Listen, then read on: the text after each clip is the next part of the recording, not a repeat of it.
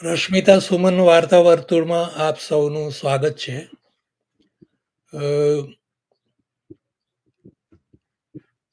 પ્રશ્નોત્તર કાર્યક્રમના આ 23મા એપિસોડમાં પ્રશ્નકર્તા રૂપે પધાર્યા છે તુષાર શુક્લ.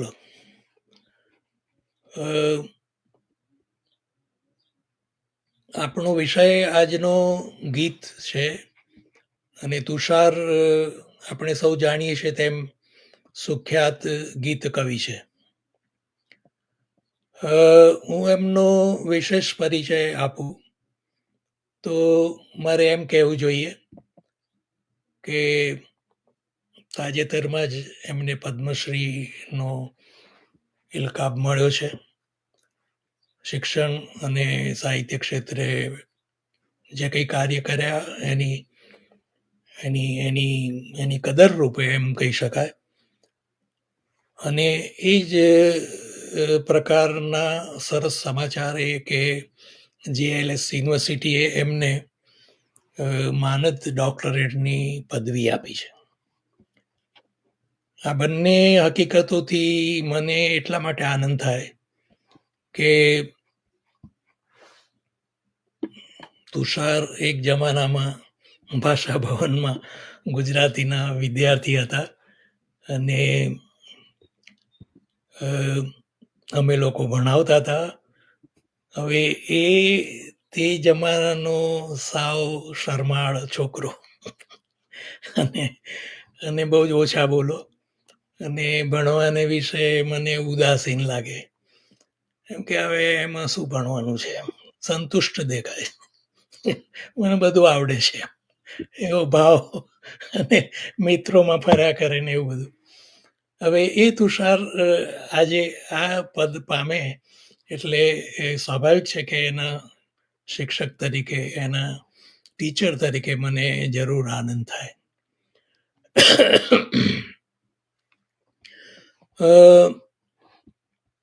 મુખ્યત્વે તુષાર ગીત કવિ છે અને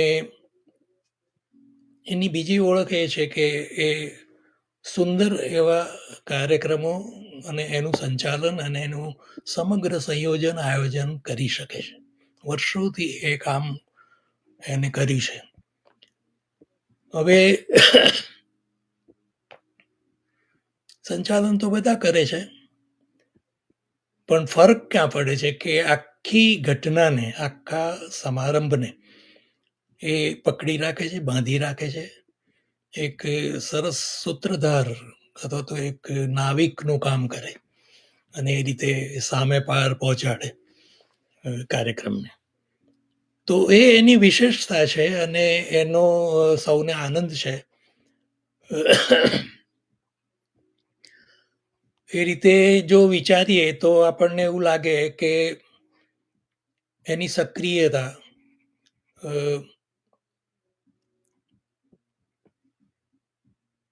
નો વિચાર કરું છું હું ત્યારે મને એવું થાય છે કે આકાશવાણીમાં ઉદ્ઘોષક તરીકે જોડાયા પછી કેન્દ્ર નિયામક થવા સુધીની સિદ્ધિ મેળવી એ મુખ્ય કારકિર્દી. અને એટલે ત્યાં પણ અવાજ સાથે જ જોડાયેલા રહેવાની વાત છે. હું કહેવા એ માંગુ છું કે તુષાર પોતાના અવાજ સાથે જીવે છે અને સૌને એનો આનંદ કરાવે છે. એવી એક વિશિષ્ટ વ્યક્તિતા આપણી વચ્ચે છે તુષાર, એમ કહી શકાય. હવે ગ્રંથો તો લખ્યા છે, 40 જેટલા ગ્રંથો લખ્યા છે, પણ એ પુસ્તકો કઠિન કે અઘરા નથી. એ તુષારના સ્વભાવ પ્રમાણેના જ છે, હળવા. તુષારના અવાજમાં પણ એક પ્રકારની કોમળતા છે. તમે એને સાંભળો તો તમે તરત જ કહી શકો એક કાલા ગયેલા બાળકના જેવો એક અવાજ પણ ઘણીવાર તમને એની લઢણમાં પકડાઈ જાય. તો આવી વ્યક્તિ જ્યારે ગીત વિશે વાત કરશે અથવા તો ગીત વિશે મને પ્રશ્નો પૂછશે ત્યારે મને સવાલ થાય કે હું શું કરીશ. મારી તો કોઈ ગીત વિશેની કોઈ ખાસ સમજ છે જ નહીં. અને જે કંઈ સમજ છે એ તો બહુ જ પ્રાથમિક પ્રકારની છે.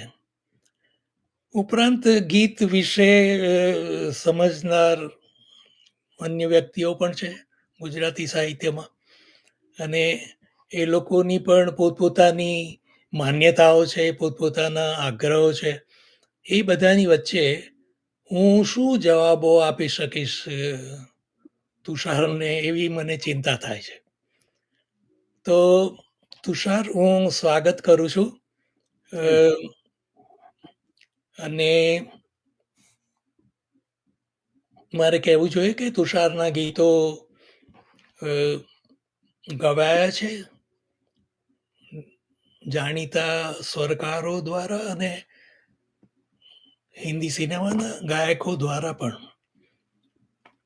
ટૂંકમાં ગીત કવિ તરીકેની એની સ્થાપના એકદમ રસપ્રદ રહી છે, અને એને કારણે તુષારનું એક સાહિત્ય જગતમાં ચોક્કસ સ્થાન છે, અને એ રીતે એ વિકસી રહ્યા છે. હજી હું પ્રશ્ન પૂછવાનો છું. આપણી રીત પ્રમાણે કાર્યક્રમ પૂરો થાય પછી હું એક બે સવાલો પૂછીશ, કેમ કે હું પૂછું ને, કેમ કે મને પૂછે તો હું કેમ ન પૂછું. તો તુષાર, ખૂબ આનંદ થયો છે, અને તારું રશ્મિતા સુમન વાર્તા વર્તુળમાં સ્વાગત કરું છું. તારા પહેલા પ્રશ્નથી આપણે કાર્યક્રમની શરૂઆત કરીએ. પ્રણામ સર. પેલી બધી ઓળખ નકામી. તમે એટલું કહી દીધું કે મારો વિદ્યાર્થી છે, એટલું પૂરતું છે. અને વળી પાછા એ વિદ્યાર્થી ભાવથી ભાષા ભવનના ખંડમાં બિલકુલ આગળની બેન્ચમાં દિવાલ તરફ ટેકો દઈને હું બેઠો છું, અને મારા સાહેબ કોટ પેન્ટ પહેરી અને વર્ગખંડમાં ઊભા છે અને વાત કરે છે. તો વાત મેં તો એટલા માટે કહ્યું કે હું ગીત વિશે વાત તમારી સાથે કરું, કારણ કે હું ગીત લખું, ગીત ગવાય છે, મારા ગવાતા ગીતોના કાર્યક્રમ સાથે હું જોડાયેલો છું. બધા પ્રકારે આકાશવાણીમાં પણ ગીત સંગીત સાથે અનુસંધાન રહ્યું છે મારું. એટલે મેં આજે વાત તમારી સાથે કરવાની તો ગરકામ વગર ના થાય, એટલે પછી એવું વિચાર્યું કે શું કહું તો સાહેબ સાથે વાતની શરૂઆત થાય. અને એ પેલો સમય હતો જ્યારે અમે બધા, એ ગાળો સુરેશભાઈનો હતો, સુરેશ જોશીનો, એમની અભિવ્યક્તિ શૈલી અને એમની જે કંઈ વિચારધારા હતી ને એ પ્રમાણે, ને તમારા તો ગુરુ પણ અને તમારો તો અભ્યાસ પણ એમનો. એટલે મેં સુરેશ જોશી પાસે જઈને એમનું એક ગુજરાતી કવિતાનો આસ્વાદ એવા એક પુસ્તકમાં ગીત વિશે સુરેશભાઈને વાંચ્યા આજે, અને ખાસ નોંધીને લાગ્યો. સુરેશભાઈ કહે છે કે ગીત કવિ ચિત્તમાં સારવીને સંચિત કરેલું મધુબિંદુ છે. ગીત કવિ ચિત્તમાં સારવીને સંચિત કરેલું મધુબિંદુ છે. એ હોય છે લઘુ, એની અડધી કાયા સંગીતની આબોહવામાં અદ્રશ્ય થઈને રહે છે. એ આપણે શોધી લેવાની. પ્રકટ કરવું સહેલું છે, પ્રકટતા અપ્રકટની વ્યંજના મૂકવી તે અઘરું છે. એથી જ ઉર્મી ગીત એ સૌથી અઘરો કાવ્ય પ્રકાર કદાચ હશે. બિલકુલ સાચી વાત. તો તમે આ ગીત વિશે જ્યારે વાતની આપણે ઉઘાડ કરવો હોય તો મને તો હંમેશા આ ગીત અને કવિતા, એટલે અંગ્રેજીમાં જે આ લોકો આપણે લિરિક્સ અને પોએમ એમ કે છે, તો એટલે એમ કે ગીત કવિતા એવું લખીએ તો કોઈ જુદું સાહિત્ય સ્વરૂપ થાય, અને એકલું ગીત કહીએ તો જુદું સ્વરૂપ થાય, અને કવિતા કંઈક બીજી થઈ જાય. એટલે આ થોડીક સ્પષ્ટતા આરંભમાં જ તમારી પાસેથી સાંભળવા મળે. ચોક્કસ. એ સ્પષ્ટતા કરું તે પહેલા છે ને ગીત વિશેની મારી સમજ છે એ વ્યક્ત કરી દઉં. બિલકુલ સાહેબ, એ તો જેથી શ્રોતા મિત્રોને પણ થાય કે સુમનભાઈ ગીત વિશે શું માને છે. મેં કહ્યું એ પ્રમાણે મારી કોઈ ખાસ માન્યતા બંધાઈ નથી, પણ મારા ગીત વિશેના જ્ઞાનનો પાયો જો ગણવો હોય, એ ભૂમિકા જો શોધી કાઢવી હોય તો મારે દયારામ પાસે જવું પડે, કેમ કે હું એમના ગામનો અને એમની રચનાઓ ગવાતી મેં સાંભળી છે. મેં પોતે પણ એ રચનાઓને ગાઈ છે. હવે હું ગાઈ શકતો નથી, એ જુદી વાત છે. ત્યાર પછી તો કાવ્યશાસ્ત્ર અને ઘણી બધી વસ્તુઓ એમાં ઉમેરાઈ આટલા વર્ષોમાં. હું વાત કરું છું 10-12 વર્ષનો હોઈશ ત્યારની. મારા દાદા પોતે ભજનીક હતા અને એ કરતાલ લઈને ભજનો ગાતા હતા અને ગાતા એટલા બધા તલ્લીન થઈ જાય. તો એ બધા સંસ્કારો પણ છે. પશ્ચિમના ગીતો સાંભળવાનું પણ બન્યું અમેરિકાના નિવાસને કારણે, ખાસ કરીને કન્ટ્રી સોંગ્સ જેને કહીએ, જેના મૂળ લોક સંસ્કૃતિમાં છે, ગ્રામજનો ગાતા હોય છે. તો અને એકાદ મહિના સુધી મારે આસામમાં રહેવાનું થયેલું, ત્યારે બાઉલને સાંભળવાનું થયું. તો અને નાનપણમાં એક તારો લઈને પેલા ભિક્ષુકો આવતા. આ બધાના ગીતોને મેં સાંભળ્યા છે. એટલું જ નહીં, એ જમાનામાં મને એ વસી ગયેલા એટલા માટે કે હું ગાયન શાળામાં પણ જતો હતો, ગાયકવાડની, અરે વાહ! મારા ગામમાં. 3 વર્ષ સુધી મેં કામ કરેલું ભણવાનું. અને પછી ગાયન શાળા બંધ થઈ એટલે પિતાજીએ કહ્યું કે આપણે ગવૈયા નથી થવાનું, ભણવામાં ધ્યાન આપો. હવે આ ભૂમિકાને કારણે છે ને, ગીત મને કોઈ આમ ખીલેલી કળી હોય ને એવું લાગે છે. એનું આયુષ્ય પણ મને એ કરમાઈ ન જાય ત્યાં લગીનું જ લાગે છે. ગવાઈ ગયા પછી વાત પૂરી થઈ ગઈ. ટૂંકમાં હું એને બહુ જ સહજ ગણું, સહજ, નિર્વ્યાજ, પ્રાકૃતિક, મનુષ્યની પ્રકૃતિ સાથે, એના અસ્તિત્વ સાથે જોડાયેલી વસ્તુ છે. એના ભાવ જગત સાથે જોડાયેલી છે. બધા જ લોકો કહેશે કે આ ઉર્મી કવિતાનો પ્રકાર છે. એમાં કોઈ શક નથી, એમાં કોઈ ચર્ચાને સ્થાન નથી. સુરેશભાઈ કહે કે હું કહું કે કોઈ પણ કહે, તો ભાવથી એની શરૂઆત થાય છે. હવે ભાવ તો કાવ્યમાં પણ હોય છે, કથામાં પણ હોય છે, નાટકમાં પણ હોય છે.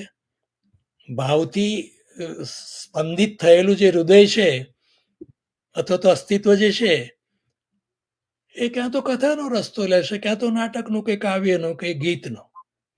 પણ એના મૂળમાં આ છે.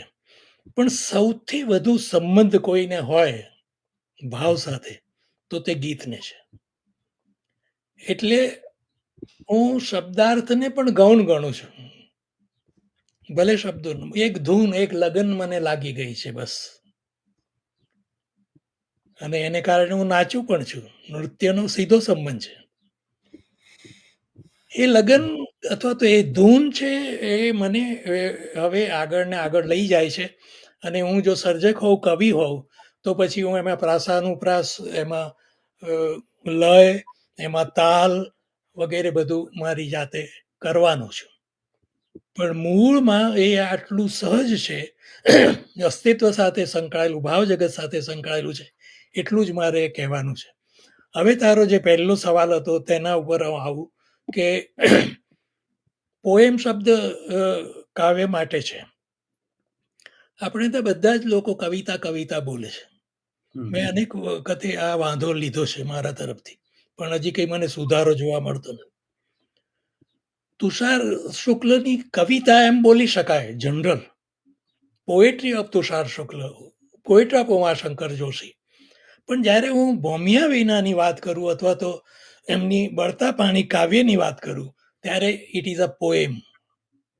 કાવ્ય, કાવ્ય અને કવિતા, એ બેનો ભેદ જ આપણે ભૂલી ગયા છે. એ તો એક જુદી વાત થઈ ગઈ. પણ કાવ્ય પઠન માટે છે, ગાવા માટે નથી. અલબત્ત આવું કહું છું ત્યારે મને તરત જ સવાલ થાય છે કે કેમ ન ગાઈ શકાય. છંદમાં પણ હોય તો ગવાય, છંદસને પણ ગાનારા લોકો હોય છે, અથવા તો ગાયકને તો કશું નડતું નથી.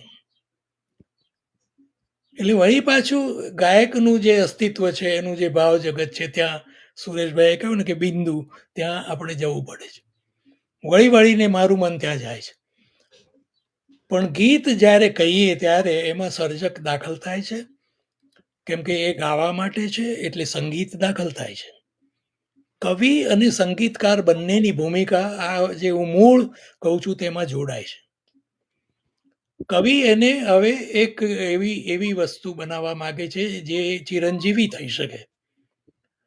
એટલે પેલી લગનને એ ઘાટ આપે છે, રૂપ આપે છે. એ ધૂનને હવે એ વિકસાવે છે, મુખડું, અંતરો વગેરે વગેરે.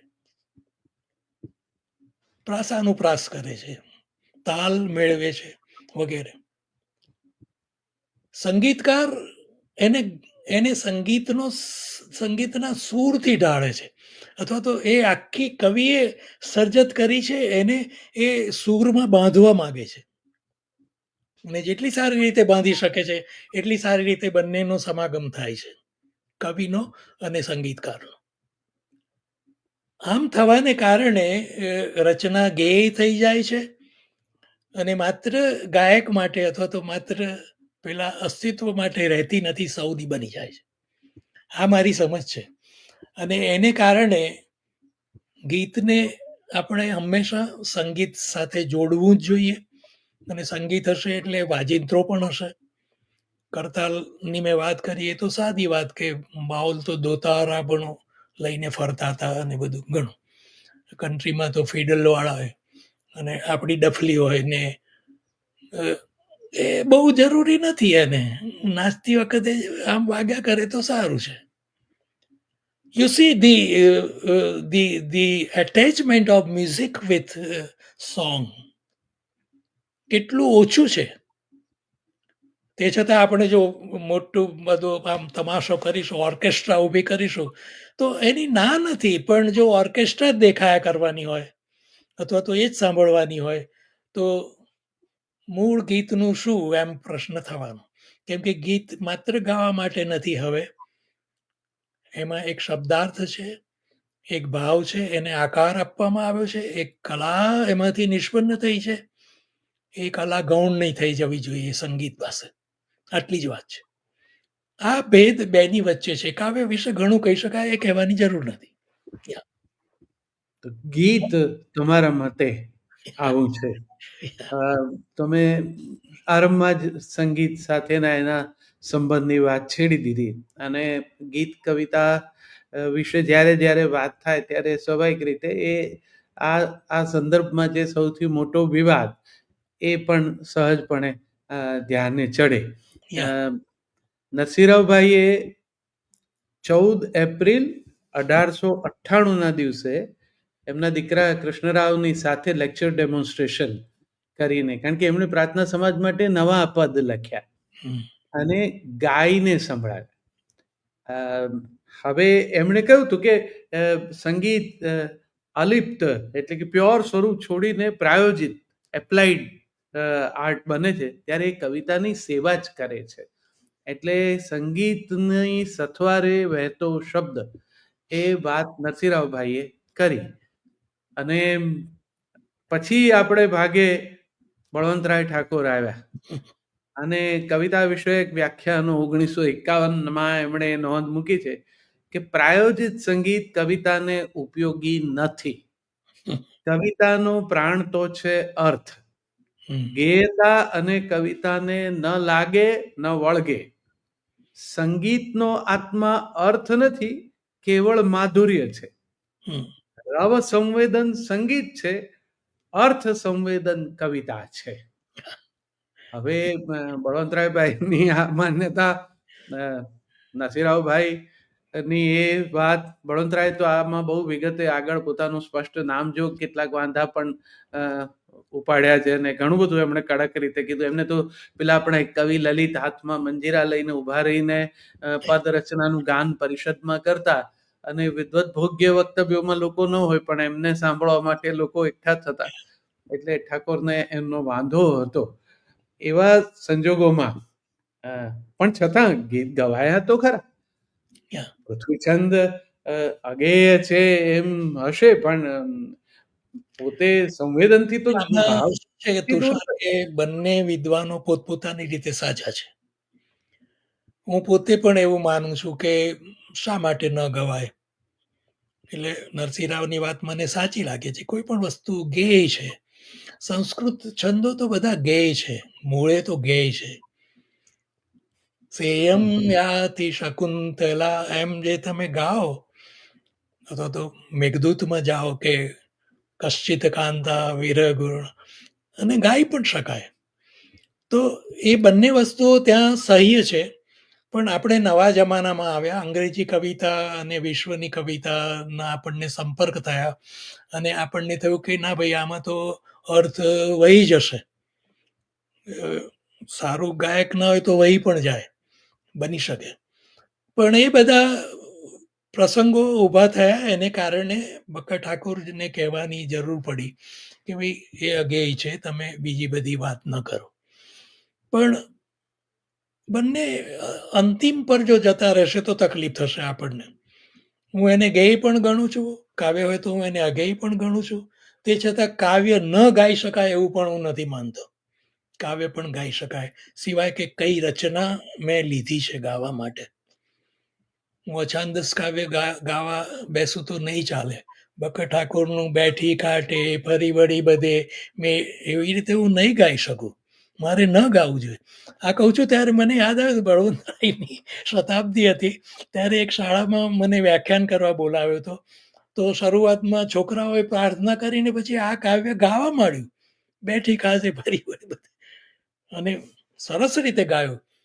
મારે કહેવું પડ્યું કે ભાઈ, બળવંતરાય જો હાજર હોત તો તમને બધાને મારત, પ્રિન્સિપાલને જેલમાં પૂરી દે. આવું ન કરાય. તો એ વાત મહત્વની છે કે જો કાવ્યાર્થને સાચવવો હશે તો બહુ ગાયા કરવું નહીં જોઈએ, અને સાવ જ ન ગાવું હોય તો એવું કહેવાથી તો એ જે મધુરતાની વાત કરે છે, જે રવની વાત કરે છે, એ રવ જતો રહેશે. એટલે બધા જ ગીતો કવિતા હોય અને એમ ન બને તો પછી બધી કવિતાઓ ગીત પણ ન બને. એટલે બધી જ ગાઈ જ શકાય એવું તો, એટલે હવે એક પેલા સ્વરકારોના સામર્થ્યનો પણ પ્રશ્ન છે. હવે તો છાપું કમ્પોઝ કરી નાખે છે, એટલે હવે બહુ મુશ્કેલ નથી. સંગીત તો મશીનની વ્યવસ્થા તંત્ર છે, એમાં ગોઠવાઈ જાય તો કંઈ પણ ગાઈ શકાય. અને એવા સરસ પ્રયોગો અને સફળ પ્રયોગો પણ થયા છે, એવું પણ નથી. ગુલઝાર સાહેબની રચનામાં મેરા કુછ સામાન તુમ્હારે પાસ પડા હૈ, એ એવું સરસ છે, અને એક જાણે આમ નરેશન ચાલતું હોય મ્યુઝિકના સપોર્ટથી, અને એવા પ્રયોગો ગુજરાતીમાં પણ થયા છે. એટલે સંગીતના સામેનો વાંધો એના સંદર્ભમાં વળી આજના મારા ઘરકામમાં રવ દેસાઈની નું પણ એક નાનકડું કોટ તમારી સાથે વહેંચું. એમણે તો બહુ સ્પષ્ટપણે કહ્યું છે, સંગીતનો સંબંધ ગુમાવતી આપણી ગુર્જર કવિતાએ ઘણું ઘણું ગુમાવ્યું છે. તેમાં મુખ્યત્વે કરીને પ્રજાના હૃદયને સ્પર્શ કરવાની તાકાત અને શબ્દોમાં રહેલી સાચી શક્તિનો પરિચય ગુમાવી આપણી કવિતા મોટાઈ અને શિષ્ટતાનો બુરખો ઓઢીને બેસી ગઈ છે. એમાં તેણે પ્રજાકીય સંચય તરીકેનું બળ ખોઈ નાખી પોતાની જ કિંમત ઘટાડી દીધી છે.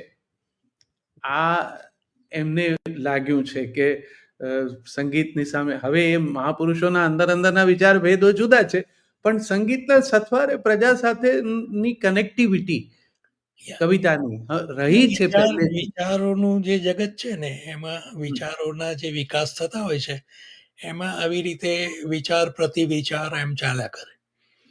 એનો હિસ્ટ્રી એ રીતે બનતો હોય છે. એટલે એ દરેક પોતપોતાની રીતે સાચા છે એમના સમય સંજોગો વખત. પણ ગીત કાવ્ય બને છે એ વસ્તુ પર ધ્યાન આપવું જોઈએ. ઘણી વાર એવું કહેવામાં આવે કે ભાઈ એ તો ગીતકાર છે, પણ હું કહું કે ના, ગીતકાર નથી, ગીત કવિ છે. ગીત પોતે પણ કાવ્યનો જ પ્રકાર છે ને. ગીતમાં કાવ્યત્વ નથી એવું કેવી રીતે કહેવાય? તે છતાં ગીત કાવ્ય બની શકે એ અર્થમાં કે એમાં કાવ્યના ગુણ પ્રગટવા માંડે, કાવ્યની લાક્ષણિકતાઓ પ્રગટવા માંડે. ખાસ તો જે શબ્દાર્થ છે તેનો અમુક રીતે વિકાસ તમે બતાવી શકો, જોઈ શકો. એમાં નાનું સરખું કથા તત્વ પણ દાખલ થઈ ગયું હોય.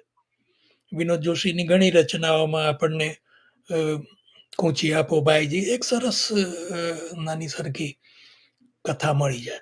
તો એ રીતે એ રચનાઓને માત્ર ગીત કહી દઈએ એ યોગ્ય નથી, ઉચિત નથી.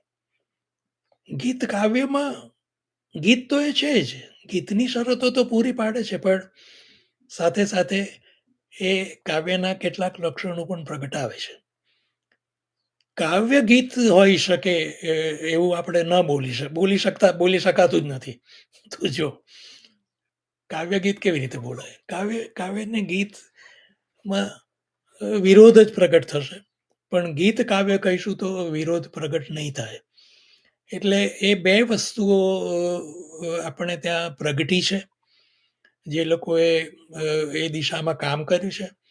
તારી રચનાઓમાં પણ કથા તત્વો ઉમેરાયું હોય કે નાટ્યત્વ આવ્યું હોય, અને બીજી એ પ્રાસાનુપ્રાસ વગેરે અલંકારો પણ આવ્યા હોય. એટલું જ નહીં, પણ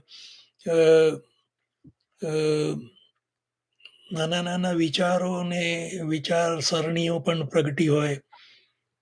એવરીથિંગ ઇઝ પોસિબલ. કવિતામાં જેટલું શક્ય છે તે.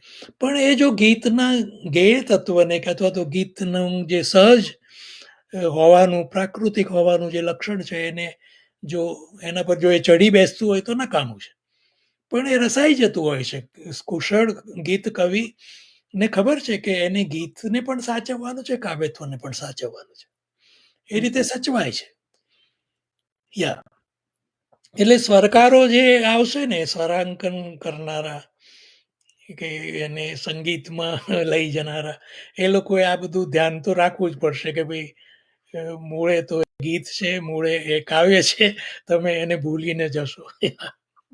ના, એટલે એનું જે પોત છે યા એને ઓળખીને ભરત કરે યા તો પેલા એના ભારથી એ લચી ના જાય, એની લવચિકતા સચવાય. યા તમે ગીત કાવ્ય એમ કહ્યું, હવે આખી ગવાતા ગીતની પ્રવૃત્તિ છે એને માટેના જે પ્રચલિત ટર્મિનોલોજી છે એમાં સુગમ સંગીત છે, કાવ્ય સંગીત છે, સંગીત કાવ્ય પણ છે, એક તો રાગ ધ્વનિ કાવ્ય એમ પણ એને કીધું છે. હવે આ બધા નામ ભેદથી, કારણ કે મારી તાલીમ અને ઉછેર આકાશવાણીનો છે, એટલે સુગમ સંગીત એ અમે આપેલું નામ છે આકાશવાણી. ઠાકોર જયદેવસિંહે એને જુદી જુદી સ્વર પરીક્ષાઓ લેતી વખતે એવું નક્કી કર્યું કે આ પ્રકારે પ્રાદેશિક જે રચનાઓ સ્વરબદ્ધ થઈને ગવાય છે તો એને આપણે શું કહેવી? તો પછી થયું કે એને લાઇટ વોકલમાં સુગમ એમ કહેવી. અને અવિનાશભાઈએ એક ઇન્ટરવ્યુની અંદર બહુ સરસ રીતે આની વ્યાખ્યા બાંધી કે એમાં સુગમ શબ્દ હોવો જોઈએ, એમાં સુગમ સ્વર હોવો જોઈએ, અને વધારે આગળ વધીને એમણે જ્યાં વધારે નક્કર કામ કર્યું એ કીધું કે એમાં સુગમ વિચાર હોવો જોઈએ. કારણ કે આ ગવાય અને તમે સાંભળો એ 3.5-4 મિનિટનો જ આખો ખેલ છે. એ દરમિયાન શ્રોતા ભાવક એને સ્વરાંકનની પણ મજા આવવી જોઈએ, ગાયનની પણ મજા આવવી જોઈએ, અને એ બધાને અંતે એક જે વિચાર છે ને એ પણ એટલી વારમાં એના સુધી પહોંચીને પ્રત્યાયન ચક્ર પૂર્ણ થવું જોઈએ. એટલે એ સુગમ એ અર્થમાં છે. અને પરિણામે એક ગેરસમજ એવી શરૂ થઈ કે સુગમ છે એટલે આ બધું જે ગવાતું હોય બધું એ બધું કઈ બહુ એવું કવિતા ન બને એમ કે આ તો બધું. એટલે મેં ગવૈયા શબ્દનો પ્રયોગ કર્યો હમણાં, કે મારા પિતાજીએ કહ્યું કે ગવૈયા નથી થવાનું. પણ ગવૈયાઓની એક શૈલી હતી, અને એ લોકો શાસ્ત્રીય સંગીત સાથે રચનાઓ રજૂ કરતા હતા. લગ્નના સમારંભોમાં પણ ગવૈયાને બોલાવવામાં આવે, નૃત્ય માટે નર્તકીને બોલાવવામાં આવે, એવા બધા રિવાજો હતા. અને પેલા શેઠ આમ બેઠા હોય સિગારેટનો ડબ્બો લઈને. બહુ જૂના જમાનાની વાત કરું છું, મેં નાનપણમાં જોયેલું. તો એ શાસ્ત્રીય સંગીત એક જુદી જ વસ્તુ છે. એની મજા, એનો આનંદ જુદી વસ્તુ છે. એના ભાવકો, એનું સહૃદયત્વ બધું જ જુદું છે. હવે સુગમ જ્યારે કહેવામાં આવે છે ત્યારે એ શબ્દ સૂચવે છે એમ તે વર્ણન કર્યું એ પ્રમાણે બધી જ બાબતે સુગમ છે. તો હું એને ગુજરાતી સંગીતની જે પરંપરા છે એમાં એક મુખ્ય ધારા ઉમેરાય એ રીતે જોઉં છું સુગમને. It created a kind of different branch, different genre એમ પણ કહી શકીએ આપણે. અને એ ઘણું સારું થયું એટલા માટે કે શાસ્ત્રીય સંગીતમાં બધાને આનંદ નહોતો આવતો હતો અથવા જેમને આવતો હતો તેમને કંટાળા સાથે પણ આવવા માંડેલો. કેમ કે એની એની એક મર્યાદા હોય છે. એની લિજ્જત માનનારી વ્યક્તિઓ હોય એની ના નથી. પણ જનસમાજ અથવા તો પ્રજા અથવા તો વ્યાપક વર્ગોમાં એ ન ઝીલાય અને ઝીલવાની કોશિશ કરવા જાય તો એને કશી સમજ ન પણ પડે, ગમ ન પડે. ગમ શબ્દ છે ત્યાં.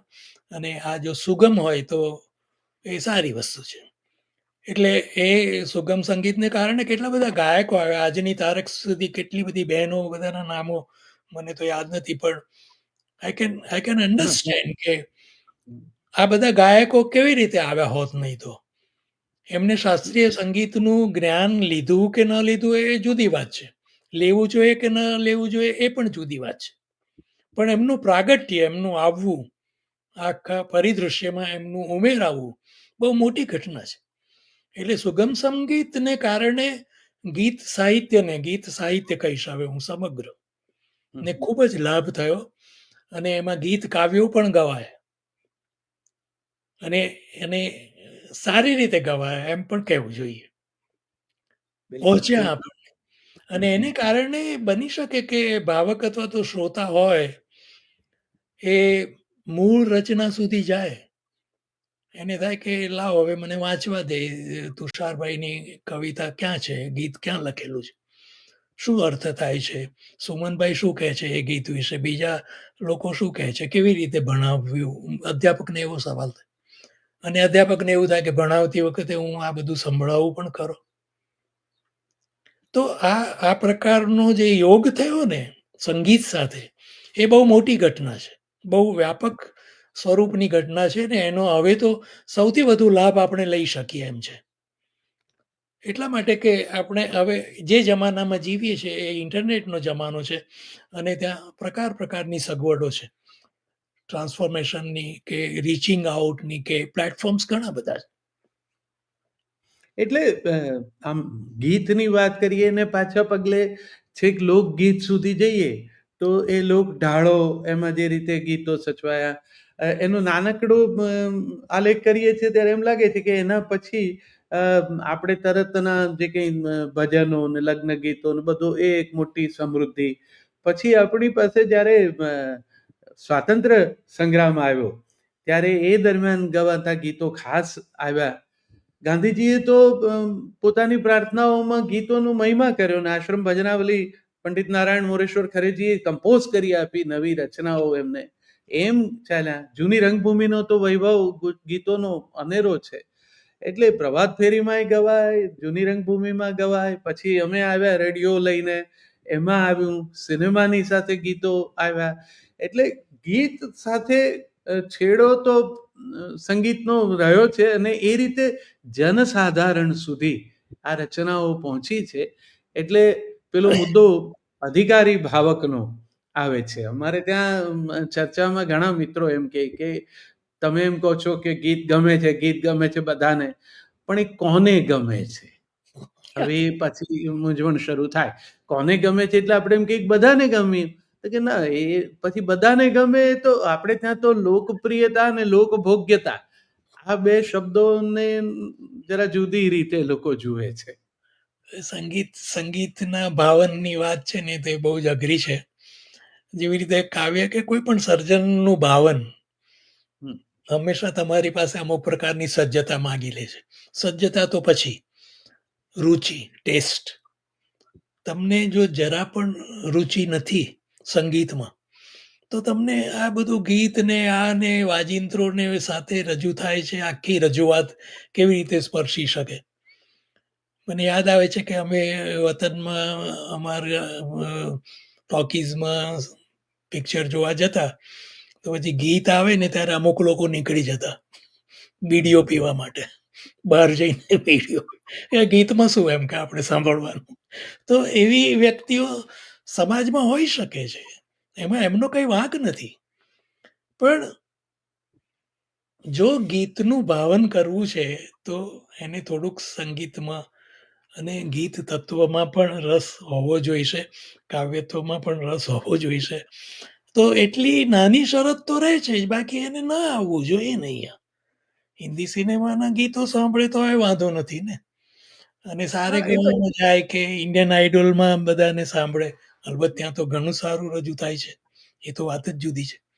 પણ ત્યાં ત્યાં એ અક્રિય રહીને સાંભળી શકે, જે કરવું હોય તે કરે. એવું એમની ઈચ્છા આપણે. પણ હવે અધિકારી ભાવક તરીકે એ અમુક એક નિશ્ચિત એને જ ગણે. પછી કૃતિમાં પણ કોઈ રચના લોકપ્રિય થઈ તો એ પછી એ કવિતા છે કે નહીં? અને જો એ કવિતા ન હોય અને લોકપ્રિય થઈ હોય તો પછી કાં તો એમ ઉદારતાથી કે એમાં સંગીત છે ને, એનું એ સંગીત એના ટ્યુનને કારણે થઈ છે. રમેશ પારેખનું સાંવરિયો રે મારો સાંવરિયો છે, એની હવે એને તમે અધિકારી ભાવકે પણ માથું તો ડોલાવવું જોઈએ. અને સાધારણ ભાવકને પણ મેં કાર્યક્રમમાં એની ફરમાઈશ કરીને રાજી થતા જોયા છે. બધાને એ પહોંચે છે. તો સુગમની જે કંઈ આપણે ઓળખ ગણીએ, કાવ્ય સંગીતની ઓળખ ગણીએ, ગૌરાંગ વ્યાસનું એ સ્વરાંકન અને રમેશ પારેખની રચના. મારે સાહેબ આપને એ પણ એક ખાસ પૂછવું છે કે રમેશ પારેખ તો એમની રુચિ હતી સંગીતમાં. ભોળાનાથભાઈને પણ રુચિ હતી, એટલે આગળ મેં ઇતિહાસ વાંચ્યા છે, એમાં એમણે પણ લોકોએ એમના વિશે લખ્યું છે કે એમનો તો સાધિકાર પ્રવેશ હતો, કારણ કે એ સંગીત જાણતા હતા. અને એને કારણે એમનું એમની જે કંઈ વિશાળ ચિંતન પરંપરાઓ હતી એ નિરસ થવાને બદલે રસપૂર્ણ રહી. એમાં એમની આ સંગીતની સમજ એ પણ. તો આ પ્રકારે જે કવિઓ, જે લોકો ના ગીતો લોકપ્રિય થયા છે, એમાંથી કેટલાકને પોતાના ગીત પોતાને ગમતા ઢાળમાં અથવા તો લખતી વખતે પોતે જે ઢાળ કન્સીવ કર્યો હોય એમાં ગાઈને રજૂ કરતા હોય છે ઘણા. તો હવે સ્વરકાર કેટલીક વખત એના કરતા જુદું સ્વરાંકન કરે અને કોઈક વખત સરકારે કરેલું સ્વરાંકન એ સરસ સફળ સાબિત થાય છે. સાંવરિયો રે મારો સાંવરિયો માટે તો રમેશભાઈ એ કહેતા જ કે એ અમુક રીતે ગાય છે. એ ગીત 2-3 બીજા સ્વરકારોએ પણ પોતાની રીતે કર્યું જ છે. અને ગૌરાંગભાઈનું છે, ફિલ્મમાં છે, ને ફિલ્મનો એક મિજાજ હોય છે, તો એમાં એ ગીત સરસ રહ્યું. સ્વરકારોને કવિતા સમજાવવી જોઈએ, કવિઓને સંગીત આવડવું જ જોઈએ, કે આ બે ભેગા થઈને બેસીને કામ કરવું જોઈએ. અને બે જણા દરેક વખતે ભેગા ન થઈ શકે, કારણ કે મહાકાલના પટ ઉપર કોઈ આગળ થઈ ગયેલા કવિની રચના, નહીં તો હમણાંનો કવિ બિચારો કરે કેવી રીતે? એટલે આમાં વાત એવી છે કે જે કોઈ સંગીતકાર આવશે ને ગીત સાહિત્ય પાસે, એ થોડી ઘણી તો સમજ લઈને આવશે કે ભાઈ મારે એની સાહિત્યિકતા, એની એની કળાત્મકતાને સાચવવાની છે. હવે એ સંપૂર્ણપણે એને બદલી નાખે એવું પણ બને, સંપૂર્ણપણે, તો એ એની એની પોતાની રચના કહેવાશે, અલગ થઈ જશે. હું સિનેમાની વાત કરું કે મારી નવલકથા પરથી એક ફિલ્મ બને છે, ધારો કે બની છે ને, ઘણી બધી બની છે. તો એની ટેક્સ જુદી છે અને એનું આખું આયોજન દિગ્દર્શનથી માંડીને અભિનય ને બધું જ જુદું છે. દિગ્દર્શકો કહેતા હોય છે કે અમારે અમારે સલામ છે એમને, પણ બાકી કોઈ લેવા દેવા નથી. તો એ એનું પોતાનું સર્જન બની જશે. એનો આધાર મૂળ ગીત કવિની રચના હશે, એ જુદી વાત છે. એટલે એ શક્યતાનો સ્વીકાર કરવો જોઈશે આપણે. પણ તારો જે મુદ્દો છે એમાં પ્રશ્ન જે છે આ પ્રકારનો છે કે એ નુકસાન કરી બેસે તો શું? તો તે વખતે ગીત કવિએ વાંધો લેવો જોઈએ કે ના, અહીંયા તમે ચૂકી જાઓ છો. આ તમારી સ્વર રચના ઘણી સારી છે, છતાં એ મૂળ કૃતિને નુકસાન કરે છે. એટલે બે મળવું તો પડશે જ. પણ ધારો કે મળી નથી શકતા તો શું? તો એ દરેકની પોતાની સર્જક તરીકેની જે વ્યક્તિમત્તા છે અથવા તો પોતાની જે સજ્જતા છે, પોતાની જે મૂડી છે, પોતાની જે પૂર્વ ભૂમિકા છે, એ જ ત્યાં ભાગ ભજવવાની છે. અને ત્યારે જે પરિણામ આવે તે. ધારો કે વિનોદ આજે જોશી આજે તું હાજર છો, વિનોદભાઈનું બહુ હા તું ઉપસ્થિત છું સંસારમાં. કાલે સવારે હું છું કે તું નથી, કે પેલો નથી, કે ઓલો નથી. પણ કોઈ આવીને આપણી રચનાને આ રીતે આકારિત કરે છે તો કરી શકે કઈ નહીં. નથી એ કઈ રીતે તો નથી સાહિત્ય વિકસતું હોય છે ને, અથવા તો કળાઓનો વિકાસ પણ એ રીતે થતો હોય છે. એ તો છે એટલે અને એની તો યા શક્યતાઓ છે જ એટલે એમાં એટલે આપણે કઈ આપણે એ બધો આમાં શું છે કે સરખું વિવેચન નથી થતું. મૂળ મુદ્દો ત્યાં છે કે ભાઈ ગીત રચનાઓમાં ગીતત્વ કેટલું છે, ગેયતા કેટલી છે, કાવ્યત્વ કેટલું છે, સુંદરતા, એની થોડીક વાત થવી જોઈએ કે ભાઈ આ કવિના આ 5 ગીત કાવ્યોની હું વાત કરું છું. એમ કરીને લેખ આપણને મળે. અથવા તો સમગ્રપણે કોઈ કહેતું હોય ગીત કવિ વિશે. અલબત્ત નાનું મોટું લખાયું એની ના નથી. પણ જેમ વિવેચન અત્યારે સાવ શૂન્ય છે, ઉદાસીન છે એવું પણ હું નથી કહી શકું. It is zero. એ જમાનામાં અપેક્ષા રાખવી નકામી છે. પણ જો આ પ્રકારની અ, સમીક્ષા થાય, વિશ્લેષણ થાય, તો તરત ખબર પડે. સાંભળ્યા પછી હું કહી શકું કે ભાઈ જો એ તમે ઘણું સારું વગાડ્યું, તમે ઘણું સારું સંગીત જોડ્યું, એ બધું બરાબર છે, પણ અહીંયા આ નુકસાન થાય છે. મૂળ તો શું છે કે સંગીતકાર અને સંગીતનો જે સમીક્ષક છે તેને પણ જોવું જોઈએ હા કે હાઉ ઇટ ઇઝ હેપનિંગ, શું કરે છે. એલન થોમસને બધા ઘણા બધા પશ્ચિમમાં તો અ, ગાયકો કેટલા બધા અને કેટલા બધા સરસ એના એને વિશેના લખાણોથી માંડીને ઘણું બધું તમને મળે. આપણે ત્યાં એને વિશેનું દારિદ્ર્ય છે. એટલે આ બધા પ્રશ્નો આપણને વગર કારણે સતાવ્યા કરે છે. ખરેખર પ્રશ્નો જ નથી, રિયલી સ્પીકિંગ. આપણે આ ભેદ પાડીએ છીએ અને આપણે સ્પષ્ટતાઓ કરવી પડે છે. એનું કારણ શું છે કે આપણે સમજતા નથી. આપણે સમજતા હોઈએ તો આ કહેવાની જરૂર જ નથી પડતી. તો એ રીતે આપણું જે કંઈ જ્ઞાન છે સાહિત્ય વિશેનું સમગ્ર અને સવિશેષ ગીત સાહિત્યનું વિકસ્યું નથી. અને એમાં વિવેચને આપણને કદી મદદ નથી કરી. અધ્યયન અધ્યાપનમાં ગીતનું શું થાય છે ભગવાન જાણે. તો આ બધી જે સહાયક સંસ્થાઓ છે, ઇન્સ્ટિટ્યુશન ઇન જનરલ સાયન્સમાં કહું છું, એ સંસ્થાઓ એને વિશે મૂક છે એમ કહેવું જોઈએ. બીજું શું? અલબત્ત અપવાદો હોઈ શકે છે નાના મોટા. પણ એટલે એક એ વસ્તુ આપણે આટલા વર્ષોથી મને આ ક્ષેત્રમાં છું એટલે એક વસ્તુ સમજીએ કે કવિતા કવિનું ક્ષેત્ર છે તો સ્વરાંકન છે એ સ્વરકારનું સ્વાતંત્ર્ય છે. બંને એકમેકની સાથે જો સરસ ગોઠવાય તો સાંભળવું ગમે જ એવું બને છે. બેમાંથી કોઈ એક જણ કોઈક વખત કમ્પોઝિશન બહુ સારું હોય ને શબ્દોની જમાવટ ન લાગે, ક્યારેક શબ્દો માં મર્યાદા હોય ને એટલે એ પણ બે સ્વતંત્ર છે એટલે એના યશ અપયશના બે સ્વતંત્રપણે અધિકારી છે. આપણે એ યા લોકોને એ પણ વિનોદ જોશીએ બહુ સુંદર કહ્યું કે તુષાર આ ગીત છે ને એ એમાં એ તમે જ્યારે વાંચો છો એમાં કવિએ જે લય પ્રયોજો છે એ કવિએ નિપજાવેલું સંગીત છે. યા એટલે એ સંગીતની આજુબાજુ જો સ્વરાંકન રહે, વિનોદભાઈ પણ બહુ હઠાગ્રહી તો નથી જે હંમેશા એ સ્વાતંત્ર્ય આપે છે પણ કે છે કે જો એની આજુબાજુ રહીએ ને તો ગીત સરસ સ્વરબદ્ધ કહ્યું થાય ને, છે. મેં એ જ વસ્તુ કહી કે પેલી જે ભાવ સ્પંદનથી અસ્તિત્વ ડોલી ઉઠ્યું, લગન લાગી, ધૂન જાગી, એની સાથે જો એટલે એ લયની સાથે, એ મૂળ લયની સાથે જો અ, કવિએ તો પાનું પાડ્યું જ હોય હમ. અને એને સિદ્ધ કર્યો જ હોય એ લયને. પણ જો પેલો એને અનુસરે નહીં તો નુકસાન થવાનું છે. એટલે વિનોદની વાત સાચી છે. તમે એની આસપાસ રહો ભાઈ, બહુ દૂર ન જતા રહો. અથવા તો બહુ આમાં ડાપણ ન ડહોળો તમારું એમ.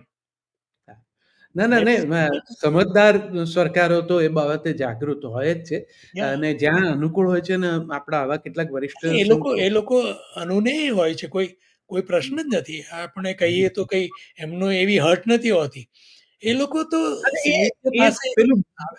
ઓર્ડર પ્રમાણે માલની જે આખી વ્યવસ્થાનું છે ને બજાર અમારું, હું આટલું બધું ફિલ્મો માટે પણ લખું તો કેટલીક વખત સ્વરાંકન ઉપર શબ્દ લખવો પડે એમ યા પણ બને. મેં યા ગુલઝાર સાહેબને પૂછ્યું હતું કે સાહેબ તમે 2 પેન રાખો છો? તો એમણે કીધું કે તુષાર એની જરૂર ના પડે. હું એક જ પેનમાંથી બંને લખી શકું છું અને ફિલ્મ માટે તો મોટે ભાગે ટ્યુન પર લખવાનું આવે અને છતાં એમાં કોઈ એકાદ પંક્તિમાં તમને ગીતમાં કાવ્યપણું દેખાય. એટલે એટલે એનું જેનું પ્રભુત્વ હોય ને એને માટે તો કોઈ પ્રશ્ન જ નથી. એ હમ, એ બધું જ કરી શકે. જેમ કે હું આસ્વાદ પણ કરાવી શકું, હું સમીક્ષા પણ કરાવી શકું, અવલોકન પણ કરાવી શકું, એના જેવી વાત છે. હમ, એટલે તમારું જો અ, સંપૂર્ણપણે તો નહીં પણ ઘણી બધી અંશે તમારા ક્ષેત્રમાં, તમારા વિષયમાં જાણકારીથી માંડીને, અનુભવોથી માંડીને બધું આખી સમૃદ્ધિ એવી સમૃદ્ધ એવી તમારી ભૂમિકા હોય તો વાંધો આવતો નથી. સંગીતકારો આવે છે એટલા માટે કે એમને થાય છે કે આપણા સંગીતને વધારે લાભ મળશે આ સાહિત્યથી. For that very reason they are coming. હું અત્યારે દેરીદા પર કામ કરું છું. પરબમાં તે લેખો જોયા હશે. તો he went to literature Bing A great philosopher. એને કહ્યું કે ના આમાં કંઈક ખૂટે છે. અને બંનેની વસ્તુઓને જોડીને એને એટલી સરસ વાતો કરી છે.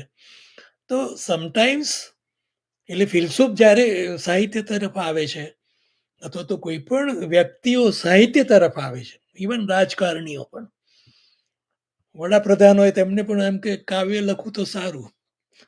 આવું જો થતું હોય, you see the attraction of literariness, સાહિત્યિકતાનો જે ચેપ છે અથવા તો એનો જે જાદુ છે તે કેવો છે. હમ. એટલે ઘણા લોકો આવશે. હું નૃત્ય નાટિકાનો વિચાર કરું આની સાથે જ. રાસબિહારી એવી રચનાઓ બહુ બિગિનિંગમાં રજૂ કરેલી. ગોપીનું સમણું ને એવું એક ટાઇટલ હતું, હું ભૂલી ગયો, ઘણા વર્ષો થઈ ગયા. તો હું ખુશ થઈ ગયેલો કે હું ત્યારે તો એટલું બધો જાણકાર પણ નહીં ને કશું નહીં, પણ મને બહુ જ આનંદ થઈ ગયેલો કે અરે કેટલી સરસ વાત છે. હવે એ રીતે એક પછી એક ગીત આવ્યા કરે ને આખી મંડળી ને બધું. તો સરસ છે. સંગીતની પોતાની એક દુનિયા છે, સંગીતનો પણ પોતાનો જાદુ છે. બે જાદુ ભેગા થાય છે અહીંયા. હા, તો વધારે અસરકારક બને ને. મોટો વિસ્ફોટ થાય. નાટિકાઓની એટલે સંગીત નાટિકાઓ મારા પિતા દુર્ગેશ શુક્લએ પણ બહુ સ્કૂલો માટે જે લખ્યા એમાં મેં એ પરફોર્મન્સ જોયા છે ને ગૌરાંગભાઈ નિક્ષુમભાઈએ સ્વરબદ્ધ કરેલી એ રચનાઓ છે. તો આમાં આપણે વાત ગીત વિશે કરીએ છીએ પણ કારણ કે એની ગેયતાની કારણે અને એ ગવાતું ગવાતું વધારે મોટા ભાવક સમૂહ સુધી પહોંચે છે અને સ્વરાંકન એ ગીતના આ ભાવ પ્રદેશને ખોલવામાં મદદરૂપ થાય છે. એ હેતુથી સંગીત સ્વાભાવિક રીતે આ વાતમાં આપણી વધારે પ્રવેશી ગયું. ઘણા મિત્રો જે સાંભળતા હોય એમ થાય કે સાહિત્ય સ્વરૂપ તરીકે ગીત કવિતા એની તો વાત ઓછી કરે છે ને સંગીતની વાત કરે છે, પણ મારા મનમાં આ એક હતું જ કે તમારી સાથે એ વાત આપણે કરવી જોઈએ. કારણ કે જ્યારે આપણે બોબ ડિલોનને નોબેલ પારિતોષિક આપ્યું ને ત્યારે એમણે બહુ સુંદર એ જાતે લેવા ન ગયા પણ એમની એ જે સ્પીચનું રેકોર્ડિંગ અથવા તો એની સ્ક્રિપ્ટ ઉપલબ્ધ છે એ વાંચવા જેવી છે. એમાં એમણે લખ્યું છે કે જ્યારે શેક્સપિયરે હેમલેટ લખ્યું હશે ત્યારે એ સિવાયનું જે કંઈ હશે એમના મનમાં, મને કે મેં જ્યારે એમણે લખ્યું છે કે મેં જ્યારે આ ગીતો પોતે લખ્યા, કમ્પોઝ કર્યા અને ગાયા ત્યારે મેં એવું વિચાર્યું જ નહોતું કે whether it is a piece of literature or not. યા એટલે પછી એમણે સ્વીડિશ એકેડેમીનો આભાર માન્યો છે કે તમે એને યોગ્ય ગણ્યા. આપણે ત્યાં એના કરતાં પરિસ્થિતિ બહુ જુદી છે. આ વિશે જ મેં થોડુંક ઘરકામ જે કર્યું એમાં મને આ અવિનાશ વ્યાસની આ વાત ગમી ગઈ વહેંચવાનું કે એમણે એવું લખ્યું છે કે મારી કવિતાનો ગુનો એટલો જ કે તે ગાઈ શકાય છે. કવિતા અને સંગીત એ દેવી શારદાની બે આંખો છે. એકમેકને જેટલો ઓછો સહકાર મળશે એટલું ઓછું અજવાળું લાદશે. એટલે સીધી વાત. અમે જે કામ કર્યું અને મને હંમેશા એવું લાગ્યું છે સુમનભાઈ કે અવિનાશ વ્યાસના ઘરે ઉમાશંકર જોશીનું સરનામું પૂછી શકાય. તમે ઉત્તરાયણ હું સાવ સમજી ગયો. હા બસ. એટલે મને એમ થયા કરે કે આ રીતે સરળ સાદા સીધા ગીતો એ કેવળ કવિતા છે કે કવિતા નથી ને એવી બધી ચર્ચામાં અને પછી ગીતકાર કરીને એને બાજુએ મૂકવો ને પછી આ એવું એટલે બહુ આમ એ બધું છે ને આપણા સાહિત્ય જગતની અધૂરપો બતાવે છે, મર્યાદાઓ બતાવે છે. એની એની એ પૂર્તિ થવી જોઈએ, એનું સપ્લિમેન્ટેશન થવું જોઈએ. અને એ કામ કરવાનું તો વિદ્વાનોનું કામ છે, અધ્યાપકોનું કામ છે. નવી પેઢી એ બધું કરશે એવી આશા રાખી શકાય છે. કોઈ પ્રશ્ન નથી. આપણી પાસે હજી 10 મિનિટ છે. તારા કોઈ બીજા સવાલો હોય તો? મને મારે એ વિશે ખાસ તો પૂછવું છે કે તો પછી આ ગીતો હવે એક તો ગુજરાતી શિક્ષણ, ગુજરાતી માધ્યમ એ બધા જે કંઈ પડકારો છે, ગુજરાતી ભાષા નવી પેઢી ભણતી નથી ને એમાં હવે એમાં પણ પાછું આ તો સાહિત્ય અને સાહિત્યમાં પણ આમ વાજબી રીતે સરળ એવું ગીત એ એના તરફ જો એની મદદથી આપણે ભાષાને પણ જીવંત રાખી શકીશું ગવાતા ગીતની મદદથી. તો પાઠ્યપુસ્તકોની પસંદગીઓ જેમાં જે રચનાઓ એમાં જે પસંદ થાય તે બાબતે કંઈક તમે સૂચન કરી શકો કે કેવી રચનાઓ જો એમાં ધ્યાનમાં લેવાય. કારણ કે સંગીત શિક્ષકો એક જમાનામાં જે હતા શાળામાં એમનું બહુ મોટું યોગદાન. એમણે કોઈ યશની વિશેષ પ્રાપ્તિ વગર કેટલી બધી ટેક્સ્ટબુકમાં આવેલી કવિતાઓ કમ્પોઝ કરી અને અમદાવાદની જાણીતી શાળાઓના તો સંગીત શિક્ષકોએ બહુ જ મહત્વનું કામ કર્યું. હું એ તો એટલા માટે એટલે સુધી કહું કે પાઠ્યપુસ્તકમાં એ રચનાનું તો સ્થાન હોય જ, પણ એની કેસેટ્સથી માંડીને બધી જ વ્યવસ્થા હોવી જોઈએ. એટલે અભ્યાસક્રમની સાથે આ બધું હવે જોડવું પડશે. આ બધા જરીપુરાણા અધ્યાપકોને હાથમાં આવે છે એવા અભ્યાસક્રમો ને એની એ ટેક્સો ને બધું હજી પણ આપણે નામો દઈને હું શું વાત કરું, જવા દે. પણ આપણે કેવી રીતે આગળ વધીશું એમ એવું થાય છે. આટલા બધા આપણે શું કરવા ભૂતકાળથી બંધાઈ ગયા છે.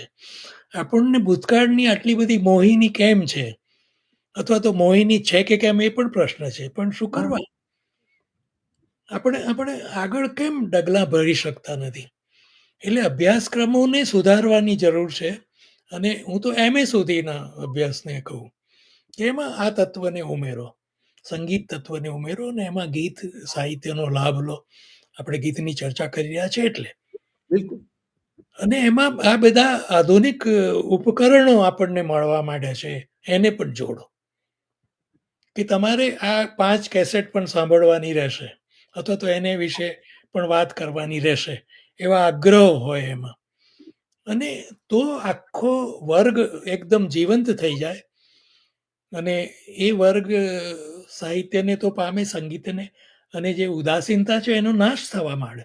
અત્યારે તો પેલા ભાઈ બોલે છે ને પેલા લોકો સાંભળે છે, બેની વચ્ચે ઘણું બધું ડિસ્ટન્સ છે એવું હું કલ્પી શકું છું. એ જમાનો જ નથી રહ્યો. અપવાદો હશે.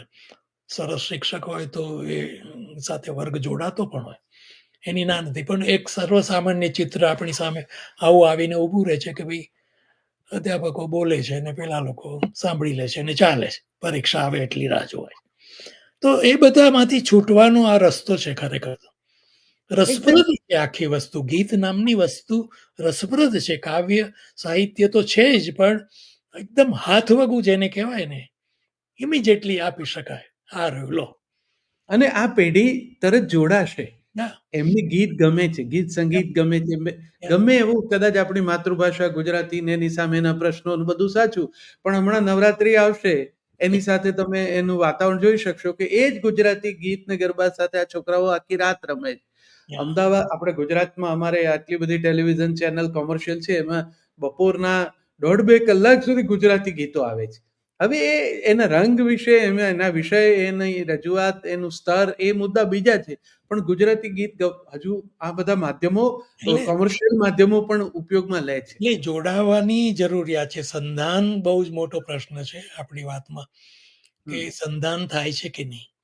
વિવેચન તો પછી થશે, જેને કરવું હોય તે કરશે. વિવેચન આપણો વિષય જ નથી. પ્રસરણ કરવું છે, હમ. પ્રસરણ કરવું છે જો સાહિત્યનું, અને એને અધ્યાપન સાથે જોડવું છે કે જ્ઞાન સાથે જોડવું છે, તો આ એક હાથવગું સાધન છે. હવે આપણી પાસે 5 મિનિટ રહી છે, હમ. તો તુષાર, તારો કોઈ મહત્વનો પ્રશ્ન હોય એ પૂછી લે, નહીં તો તને પ્રશ્ન. કનેક્ટ થાય એવું જે આ સ્વરૂપ છે એનો આ રીતે સંગીતના સથવારે ઉપયોગ જો થાય વર્ગખંડમાં, બાકી એમાં કવિતા છે કે ગીત છે, ને ગીત છે તો કવિતા છે કે નહીં, એમાં ન પડીએ. એક બહુ મારા પોતાનો બહુ મજાનો અનુભવ સમાપનમાં શેર પણ કરું. આપણે જાણીએ છીએ કે ભગત સાહેબને ગવાતી કવિતાઓ સામે વાંધો છે એવું બહુ લોકો પણ અમને પણ બધા કહેતા. ને એક કાર્યક્રમમાં એવું થઈ ગયું કે ભગત સાહેબ સામે બેઠા હતા અને અમે રજૂઆત કરતા હતા ગીતોની. એમાં ભગત સાહેબનું રે આજ આશા ઢાયો ગવાયું. હું એ કાર્યક્રમનું સંકલન કરતો હતો. પછી મધ્યાંતરમાં મેં જઈને સરને કીધું કે સાહેબ, મને ખ્યાલ છે કે આપને ગવાય એવું ગીત આપનું બહુ ગમતું નથી. તો એમણે મને કહ્યું, તુષાર, તને એવું કોણે કીધું? મને સંગીત સામે કંઈ વાંધો નથી. મેં મારા ગીતો પૂરતું એવું કહ્યું હતું કે ભાઈ એને સંગીત વગર રજૂ કરો તો મને ગમે, પણ કોઈ ગાય તો હું કઈ કોઈને રોકવા આવતો નથી. એટલે બળવંતરાય એમ કે આ સંગીતને ની કાંખ ઘોડીની જરૂર નથી કવિતાને, તો એ બરોબર છે. પણ ક્યારેક પાંખ આપતી હોય સ્વર રચના, તો ગીત કવિતાને ઉપયોગી થાય. હવે હું તને પ્રશ્ન પૂછું. આપણી પાસે હજી 3 મિનિટ છે, 3 સાડા 3. તો તે જે 40 ગ્રંથો એવો ઉલ્લેખ કર્યો, મેં કહ્યું એ પ્રમાણે મેં વાંચીને કહ્યું, તો એમાં સાહિત્ય વિશેના લેખો ને બધું તો હશે જ, ગીત વિશે પણ હશે. પણ હું એ જે લેખન છે તારું, સાહિત્ય વિશેનું લેખન, એ દિશામાં તને કોઈ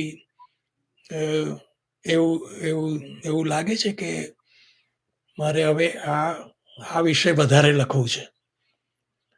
એટલે કે સાહિત્યનું લેખન, આ બધું તો બરાબર છે, પણ એક સાહિત્યના અધ્યાપક અથવા તો વિદ્યાર્થી તરીકે એક જમાનામાં જે કંઈ હતું તે સાહિત્ય સાથેનો અનુબંધ પિતાજીને કારણે પણ કરો, તો એમાં લખવું, નિબંધો લખવા, તું હિંચકે બેસીને રોજ લખે છે તો હું જાણું, પણ something like that or something different than that, નિબંધ સ્વરૂપમાં કે વાર્તાના સ્વરૂપમાં કે કોઈ પણ સ્વરૂપમાં.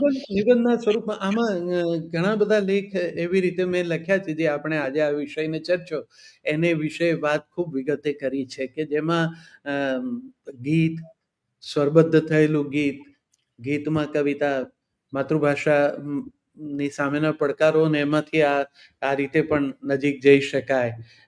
પછી કંકુનો સૂરજ નામનું તો પુસ્તક જ એવડું તૈયાર કર્યું કે જેમાં સંગીત ને ગીતના સંબંધ વિશે બહુ વિગતે વાત કરી છે. એ તો બરાબર જ છે. મારો પ્રશ્ન આ છે કે હવે જો તું કરે તો હવે એમાં ઘણું બધું કહ્યું, પણ મેં જોયું સાહેબ કે બે આમ સાવ નિરાશ તો ન થવું જોઈએ, પણ બે પક્ષે જે કઈ માન્યતાઓ છે ને, એક સ્તર જે એમની વાત સાચી છે કે એટલું બધું ઉમદા રીતે કામ નથી થતું, એવા ગીતો નથી થતા, ને જે કંઈ તૈયાર થઈને બજારમાં આવે છે એને તો અનિરુદ્ધભાઈ ઘણી વાર અમને કહેતા કે આ ફલાણાની રચના છે ને એને ચીપિયાથી પણ ન પકડાય, એટલે કેટલીક એવી પણ આવે છે, એને એવી વધારે ઠલવાઈ રહી છે. એટલે હવે ક્યારેક એમ થાય કે આપણે આટલા વર્ષો આ બધું દળ્યું અને વારંવાર કીધું કે ગીત હોય તો આવકાર્ય છે, લોકપ્રિય થઈ શકે, વાંધો ન હોય, લોકભોગ્યતા એની જરૂરિયાત છે, બધું સાચું. પણ હવે સાહેબ ક્યારેક એમ થાય કે આ બધું કર્યું પણ હવે આ દળીને ક્યાં ગયું? આના સાંભળનારા, સમજનારા, હવે તો શ્રોતામાં જેમને માથે પોતાના કાળા વાળ હોય એવા નથી આવતા, અને આ ધોળા વાળ વાળાના તો આઈડિયા બધા નક્કી જ છે. એટલે જ હું તને કહું છું કે દળેલું એની રીતે કામ કરી રહ્યું છે, આપણને ખબર નથી, એટલે એ ચિંતા આપણે ન કરીએ. પણ હવે નવું કંઈક લખવું છે, ગીત સાહિત્યથી જુદું લખવું છે, ગીતના વિવેચન કે વિવરણ સમીક્ષાથી જુદું લખવું છે, તો એવી કોઈ તને ઈચ્છા છે એમ મારું જાણવું. એવી હમણાં સમય તો કઈ બહુ થઈ ગયો છે. સ્પષ્ટ નથી થતું કે એવા કોઈ રીતે લખું. હા, યા. ગીતો લખું જેથી મને એમ થાય કે ઉદાહરણ પૂરા પાડું કે જો સરળ કનેક્ટ થાય એવી રચના આ કહેવાય. ક્યાંક ભણાવું છું ક્યારેક કે જેથી મારી આ વાત લોકો સુધી હું પહોંચાડી શકું. બહુ સારું. તો બહુ જ આનંદ આવ્યો તુષાર, અને મિત્રોને પણ આનંદ આવ્યો હશે એમ આશા રાખીએ. અને વળી પાછા આપણે મળીશું. અને આપણો સમય થઈ ગયો છે, એટલે હું કાર્યક્રમની સમાપ્તિ જાહેર કરું છું. સૌને નમસ્કાર. યા. નમસ્કાર. નમસ્કાર.